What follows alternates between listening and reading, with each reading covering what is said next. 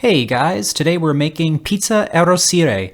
If you do not know what that means, I will tell you in just a little bit. Let's get started. First things first is the dough. I'm going to do something a little different here. Instead of bread flour, I'm using all-purpose flour. You can use bread flour if you'd like. I'm also adding a little bit of cornmeal, salt, and some yeast, and some water. And you can either knead this by hand or with the stand mixer like I'm using. Now the reason why I added cornmeal is because I don't know if you remember, but back when I did my Chicago pizza video, I did use cornmeal in that dough, and I actually really enjoyed it. I thought it added a nice flavor and crunch to the crust at the very end, so I actually decided to use it here because I just really enjoy it. Now I'm going to add some olive oil to a bowl, not a lot, and I'm going to smooth out my dough, put that in there, going to roll it around in the olive oil, make sure it's completely coated, and then afterwards I'm actually going to cover the bowl with some plastic wrap, and I'm just going to let this rest in the fridge overnight. Now if you're in a hurry, you can let this rest on the counter at room temperature for an hour. It'll come out good either way, but I feel that letting it rest overnight makes it taste better in the end. Next, we're going to make our sauce. I'm going to use some butter and some olive oil. Let the butter melt over medium heat, and I'm going to take half a white onion, finely chop it, and I'm also going to take some white mushrooms, and I'm going to wash those, make sure all the dirt is off.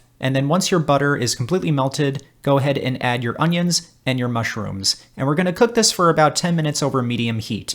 Make sure all the water from the mushrooms have been evaporated. We're going to add a little bit of salt, and that's going to actually help take out some of the moisture out of the mushrooms. I also added some pepper as well. And when you see the recipe in the description box below, you're going to see 3/8, just like the mac and cheese video. And the reason why is because more salt will be too much, and a little less will be kind of bland. Trust me, I'm a scientist. Next, I'm going to add some fresh garlic. I'm adding that at the end here because I don't want them to roast too much, but this is going to add a lot of flavor. I'm also adding some paprika, some dried oregano, some dried basil, and I'm just going to cook that up a little bit more before I add my crushed tomatoes. And you can also use peeled tomatoes if you'd like, but I prefer the crushed tomatoes. I've been using them a lot more lately. I just really enjoy the flavor in this. They really have a nice fresh flavor, and it's a lot less expensive than San Marzano's. Now, I'm going to let this cook for half an hour over medium-low heat. I'm going to cover that, and I'm just going to let that go.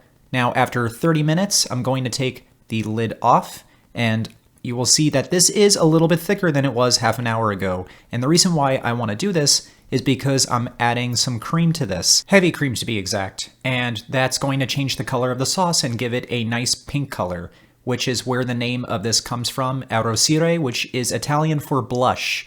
And you will see this will take on a beautiful looking color. I know it may not seem like it makes a huge difference, but adding that heavy cream really brings this sauce to a whole nother level. It just makes the flavor so much better, the texture is so much creamier, and also the mushrooms being in there give this a nice umami flavor. I did taste this just to make sure it was seasoned well enough, and this is tasting absolutely wonderful. On to the next thing. I'm using this 12-inch heavy aluminum pan that Tom gave me for my birthday. I'm greasing it generously with some olive oil, and I'm going to spread this with my hand, make sure that every single part of the inside of this pan is completely coated because you do not want the dough to stick when it's done cooking. I'm spreading the dough out as much as I can, and it may spring back, and that is totally fine because I'm actually going to cover this again with a damp towel.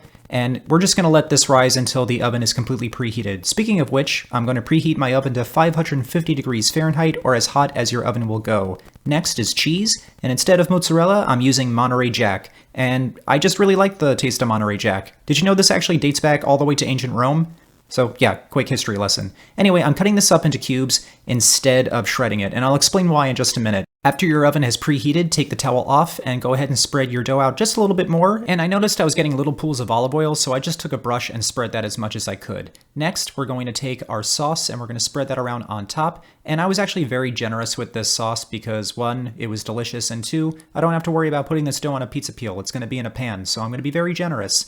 And next, we're going to put our cheese on. Now, the reason why I cut them in cubes rather than shredding it is because this is going to be in the oven for a while, and the first thing that cooks is the cheese. It's on top, it melts very quickly, and I don't want it to burn. So if it's in cubes, it's going to melt a lot slower, which gives the dough more time to cook. That went into my 550 degree Fahrenheit oven for 10 to 12 minutes, and after 10 to 12 minutes, it should look like this. And it looks and smells terrific, and on top of that, it kept its pink color, which I love. So I'm going to add some fresh herbs to this. I went with chives because it adds extra flavor and it just looks really pretty. I only used half an onion in the sauce anyway, so the chives are going to add a bit of an extra oniony flavor, but not too oniony. We don't want it to take over the taste of the rest of the pizza, so it's going to be kind of subtle. After letting this rest for about 5 minutes, it's time to cut the pizza, and I'm using this rocking blade pizza cutter that Tom also gave me for my birthday. So again, Tom, thank you very, very much. This thing is great, and it cut the pizza perfectly. And as you can see, this is a very saucy pizza, so I think this is going to be a fork and knife pizza, or just a fork, but let's try this thing out. And I can honestly say that this pizza absolutely blew me away. I was actually not expecting it to be as flavorful as it was. I mean, obviously I tasted the sauce previously when I cooked it, but